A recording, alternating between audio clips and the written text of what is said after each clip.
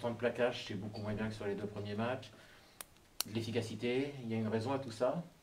En fait, on a d'abord dit aux joueurs que c'était bien parce qu'on a gagné le match. Donc ça, c'est quand même le premier point à relever, c'est celui-là. On a gagné, donc 4 points de la victoire. Et en effet, ouais, sur tout ce qui nous caractérisait, parce que je vais inclure les Bordeaux dans ça, c'était sur les 4 premiers matchs de l'année. En tout cas, les 3 premiers, ceux d'avant. Ce qui nous caractérisait, c'était notre engagement, notre détermination. Et je trouve que sur ces secteurs-là, on n'a pas été à la hauteur de nos attentes. Donc, bien sûr, je l'ai dit très rapidement, d'abord à la mi-temps et puis à la fin du match.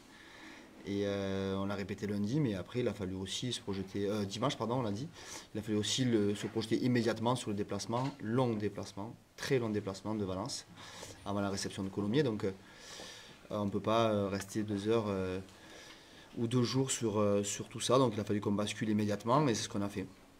Vous avez quand même reparlé de ces 15 entrées dans les 22 adverses pour 3 essais. Manque d'efficacité quand même par rapport notamment au match de Provence. Ça avait été mieux. Ouais, ouais, j'ai lu sur un livre, j'ai vu qu'il y avait 3 points clés dans celui-là. Mais oui, on a eu beaucoup d'opportunités. Je crois qu'on a 5 pénales touches.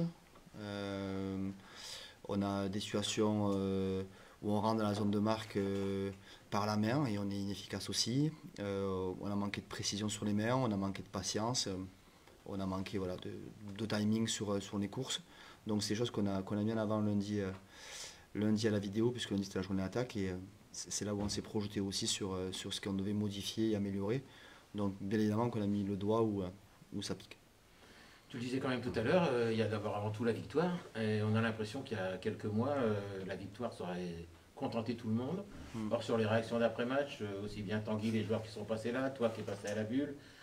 À la bulle? Pas à la bulle, au. Ah, d'accord. Ouais, Au enfin, carré on violet, appelle ça la le salon bulle. Val, d'accord, d'accord. Ouais. On a l'impression qu'il y a surtout de la frustration et de la déception qui à chaud. Oui, mais parce que le message était clair à la fin du match, et de suite il faut être lucide. Est-ce que, et ça souvent je le répète, quand on a le privilège de vivre de sa passion et d'en faire son métier, il faut qu'on soit la meilleure version de nous-mêmes tous les jours à l'entraînement, qui plus est en match. Et là, j'ai le sentiment qu'on n'a pas été la meilleure version de nous. Donc il y avait un sentiment de frustration à ce sujet parce qu'on était capable de faire plus et mieux. On laisse trop de points, que ce soit contre Provence, là c'est repartir avec le bonus défensif, et encore le DAX, c'est repartir avec le bonus défensif. Donc on est trop permissif sur ce genre de choses-là. Et c'est ce que j'avais dit aussi un petit peu en conférence de presse la veille du match, hein. C'est pas étonnant que ça se retrouve. Et donc sur ces points-là, si tu veux, oui, bien évidemment, c'est un sentiment de frustration. Est-ce qu'on a envie de faire mieux, ou est-ce qu'alors on voit le verre à moitié vide ou à moitié plein? Et sur ce cas de figure-là, je l'ai vu à moitié vide, parce que je suis persuadé qu'on peut faire beaucoup plus, et on doit le répéter, et que certains n'ont pas été à la hauteur. Le curseur d'exigence. Ouais, je crois que c'est aussi comme ça aussi qu'on progresse. Dire oui, on a gagné, c'est bien. On va à Valence quand même, hein. Ouais. On va pas n'importe où, et on reçoit Colomiers et on va à Nevers. Donc accrochons-nous. Donc c'était aussi mettre tout le monde en garde, parce qu'on dit oui, on a battu Provence, on a bien agi, et c'est vrai, de la meilleure des manières face à Vannes, je trouve, que le résultat ne reflète pas la partie. Mais là, ce week-end, on ne s'est pas donné les moyens de faire mieux, et ça, c'est frustrant. Tu as parlé de Valence, c'est le prochain rendez-vous vendredi. Une équipe qui a plutôt bien démarré sa saison, qui avait un calendrier similaire au vôtre. Ils ont joué Dax, ils ont joué De Gros, Provence et Brive, les deux à l'extérieur. C'est devenu un vrai client dans ce championnat, Valence. Ouais, j'en suis persuadé depuis l'année dernière, et je l'ai même annoncé dans le journal jaune un petit peu. Tu fais partie des 5 qui les ont Comme mis une en phase équipe, finale. oui, parce que je pense que c'est une équipe qui travaille bien, c'est une équipe qui construit son projet, c'est une équipe qui avance semaine après semaine, saison après saison, donc c'est cohérent ce qu'ils font. Ils ont des caractéristiques qu'on arrive à déceler. Voilà, c'est d'être une équipe qui lance le plus le jeu de la Pro D2. Je crois que Fabien Fortassin est amené vers ce lancement de jeu. L'année dernière, pour exemple, ils ont lancé 21 fois le jeu contre nous ici, sur le match aller. À la 30e, il faut se rappeler qu'à la 30e, il a quand même changé les 8 de ses remplaçants. Donc, ce qu'on avait rarement vu en Pro D2. Et ça lui a donné raison, puisqu'ils nous ont posé problème jusqu'à la fin. Donc voilà, c'est un groupe qui est derrière son entraîneur, puisque ce jour-là, il n'y a pas eu d'éclat, et ça lui a donné raison finalement. Donc je trouve que c'est une équipe qui construit bien sa saison, c'est une équipe qui construit bien son projet. Alors ils ont aussi, sans faire injure à beaucoup de joueurs qui ont joué la semaine dernière, mais fait tourner la semaine dernière à Brive, en vue certainement de la réception de vendredi. Donc voilà, Lucas Méré, je ne l'ai pas vu jouer une seule seconde. Donc je me dis qu'ils ont aussi la vision d'engranger des points sur une 4e semaine de bloc, qui est toujours très difficile à négocier. Et donc voilà, donc c'est une équipe qui a la mission de lancer le jeu, bien lancer le jeu. Il va changer un peu le visage de cette équipe quand même. Ouais, je crois que Autier avait une vision avec la nationale et Fortassin avec la Pro D2. Donc c'est quand même 2 niveaux qui ne se ressemblent pas trop sous les physionomies. Et il a mis sa patte, en effet c'est évident, et ça c'est depuis 3 ans. Il a amené sa façon de voir le rugby et on le ressent sur le terrain. On a des caractéristiques à défendre nous aussi. On est prévenu, on sait où on va, dans le contexte, l'environnement et aussi la façon dont Valence va jouer. Tu trouves des similitudes avec votre parcours récent? Ils étaient pas loin de descendre en national la saison passée. En tout cas, en décembre, ils sont derniers de championnat. Ils terminent très bien la saison comme vous aviez fait il y a 1 an et demi. Il a démarré très bien celle-ci, en gagnant à l'extérieur notamment. Tu vois des petits parallèles avec votre parcours récent qui vous avait permis d'aller en phase finale? Ouais, j'y vois aussi, oui, je vois l'avancée du projet, je vois aussi sa patte dans le rugby. Je crois que c'est cohérent ce qu'ils font. Il y a Romain Thérin, l'ancien entraîneur de Tarbes avec qui il entraînait, qui l'a rejoint cette année, avec qui j'ai pu passer une année au DES, qui est un mec humainement formidable, qui a du talent. Ils ont amené une plus-value à leur staff aussi. Donc oui, je vois des avancées dans le projet hyper cohérents et je pense qu'il y a un chemin clair et ils ont envie d'y engouffrer à l'intérieur. Comme vous avez dit, ils ont reçu Provence, dernier demi-finaliste. Mais pardon, ils sont allés à Provence demi-finaliste, ils sont allés à Brive demi-finaliste l'année dernière. Ils reçoivent un barragiste de la saison passée. Donc sur les 4 premières journées, ils ont quand même joué un top 6 de la saison passée. Donc ils vont jouer un top 6 de la saison passée. Donc je crois qu'ils mesurent aussi la difficulté du bloc qui les attend. Et nous aussi, parce qu'on va à Valence et on les respecte énormément. On reçoit Colomiers et on va à Nevers. Donc on a un bloc qui n'est pas simple à gérer. Ouais, justement, on bascule sur la deuxième moitié de ce long bloc de 6. Ça vous oblige à gérer forcément l'effectif à ce moment? Alors gérer, je ne dirais pas ça serait faire injure. Par contre, je remettrai en cause, ou pas en cause, en tout cas je mettrai en avant la méthode, la volonté aussi d'avoir un groupe cohérent, la volonté de recruter des joueurs qui sont changeables systématiquement et de trouver toujours le bon équilibre dans notre équipe. Et donc le fait de changer un joueur par un autre d'une semaine après l'autre, on a envie de trouver cette stabilité. Donc d'où le souhait d'avoir construit l'effectif de cette manière-là. Et je crois que c'est en ce sens qu'on trouvera notre équilibre, nous.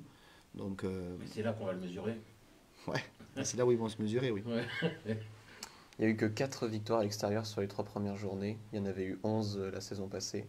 Est-ce que tu penses que ce premier long bloc fait un peu peur à tout le monde, qu'on se ressente sur d'abord assuré à domicile? Est-ce que c'est une hypothèse? Ouais, ça peut être certainement, parce qu'on joue en bloc de 6 et qu'on a tous joué presque des matchs amicaux la semaine avant, donc on est toujours dans des blocs de 7 pour tout le monde. Que dans les priorités, on fait plus ou moins tous 3-3, 3 réceptions pour 3 déplacements, et qu'on a tous en tête d'assurer le match à la maison.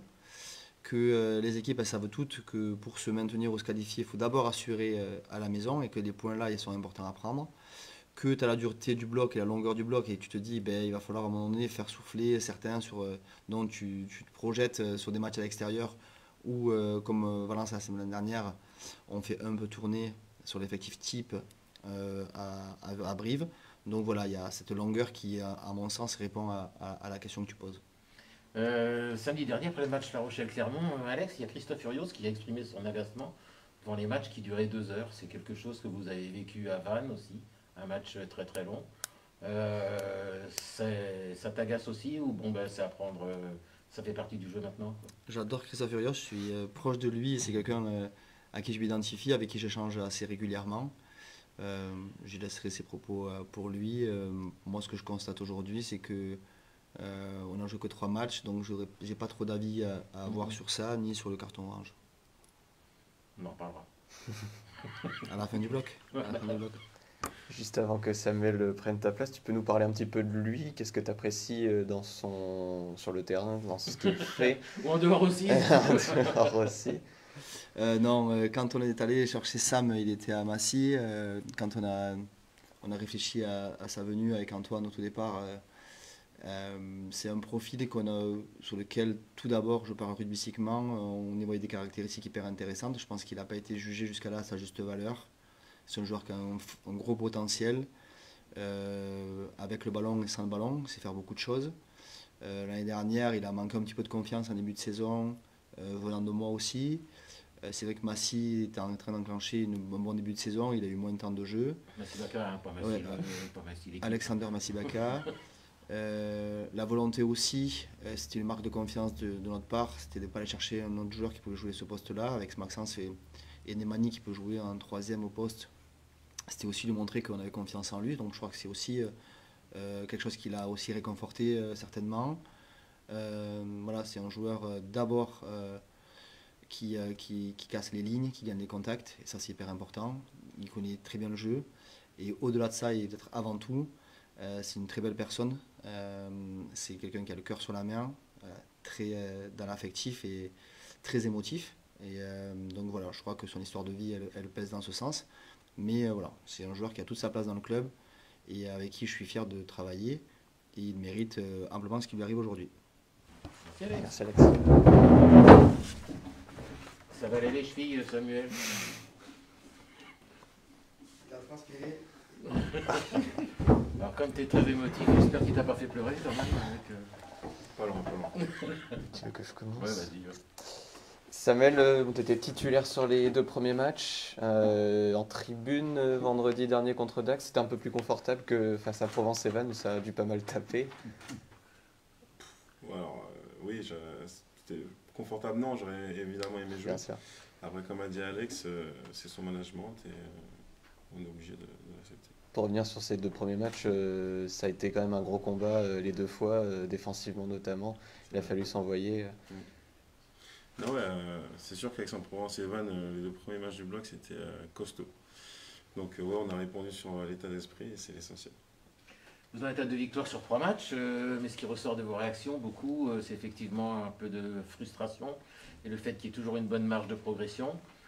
Comment tu vois ça? Toi, c'est positif quand même ce début de saison ou... Alors oui, le début de bloc est selon moi pour l'instant réussi, donc c'est 2 victoires sur 3.